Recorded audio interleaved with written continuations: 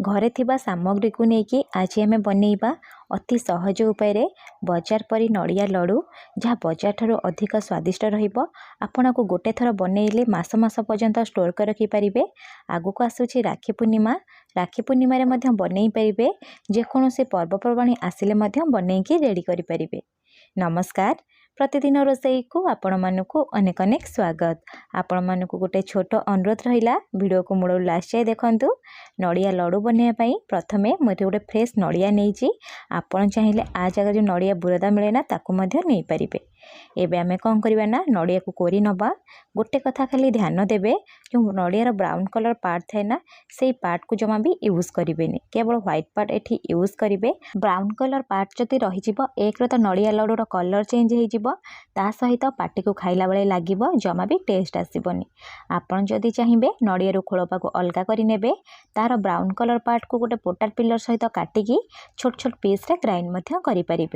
देखिपे यही प्रोसेस हिसाब से मुझे सब नड़िया को कोरी नहीं। नड़िया लड्डू पूरा परफेक्ट आउ चुसी बनवाई एबे आमे कौन करवा ना गोटे मिक्सिंग जार नबा। जार कोरिकी रखिथिबा नड़िया को एठी देईदबा। देई सारला पर को ग्राइंड करी आनिबा। गोटे कथा ध्यान देबे, पानी यूज करिवेनी, भले से ग्राइंड करी आनिबे। देखि पारुथिबे मोटे नड़िया को ग्राइंड करी नेइची। एठी मु 2 कप नड़िया ग्राइंड करे वाले यूज करथिली। ग्राइंड हे गला पर 1.5 कप पाखापाखी हो जाइची। एबे चलंतु लड्डू बनैबा स्टार्ट करिबा। सेथिपे मु गोटे कड़ाई बसाइची। फ्लेम को मीडियम रखिबा। मीडियम फ्लेम रे आधा चामच मोटी गुआ घी दउची। आपण चाहिए बिना घी रे मध्य बनैकी रेडी करि परिबे। घी यूज कले बास्ना गोटे लड्डूर भल आसीबो। सेथिपे मोटी घी नेइची। घी देई सारला परे फ्लेम को एठी लो टू मीडियम रखिबा।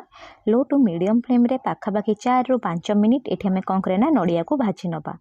4 ରୁ 5 मिनिट पर आपण माने देखिबे नड़िया टिके एमती सुखला टाइप रो हेजिबो। जो ओदा टेक्सचर थिला ना टेक्सचर टिके सुखला टाइप रो हेजिबो। तापर 1 मिनिट छाड़ी देबे। 1 मिनिट पर आउ थरे टिके भल से भाजी नेबे। जेहेतु आम मीठा टाइप रो लड्डू बनाऊे ना से मुझे चीनी यूज करुँची। मुझे आधा कप पाखापाखी चीनी दे दूची। जेहेतु 1.5 कप मुझे नड़िया कोरा नहीं ते आधा कप चीनी देउची। आपण चाहिए कम बा अधिका टिके करि परिबे। चीनी दे सारला परे फ्लेम को लो टू मीडियम रखिकी भल से चीनी को एठी कौन करिए ना मिसई नेबे। गोटे कथा ध्यान देबे, चीनी जेमती कैरामेल न हबो। जदि कैरामेल हो जिवो ना एक तो टेस्ट भल आसीबनी, 2 रे कलर मध्य चेंज हो जिवो। देखि पारुथिबे चीनी पूरा भल से मेल्ट हो गलानी। लड्डू टिके अधिका स्वादिष्ट बनैया पई एठी हमें क्षीर यूज करिबा।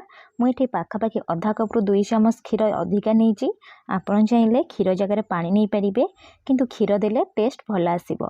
क्षीर दे सारला परे फ्लेम को एठी मीडियम रखिबा। मीडियम फ्लेम रे पाखापाखी 6 ରୁ 7 मिनिट एठी हमें कौन करवा ना भल से कंटिन्यूअसली मिसेइबा। जमा भी एठी फ्लेम को हाई रखिबेनी। जदि हाई रखिबे ताले नड़िया कौन हबो ना कलर चेंज कर जिवो। नड़िया लड्डू को आहुरी टिके स्वादिष्ट बनैया पई एठी हमें 2 चामच मिल्क पाउडर यूज करिबा। जदि आपण चाहिए मिल्क पाउडर एठी स्किप करि परिबे, जेहेतु एठी हम क्षीर यूज करिजे। जदि एठी क्षीर यूज करन थे पानी देइथिबे ताले 2 चामच मिल्क पाउडर देइ परिबे। मु टिके अधिका स्वादिष्ट बनैया पई क्षीर सहित मिल्क पाउडर मध्य नेइथिली।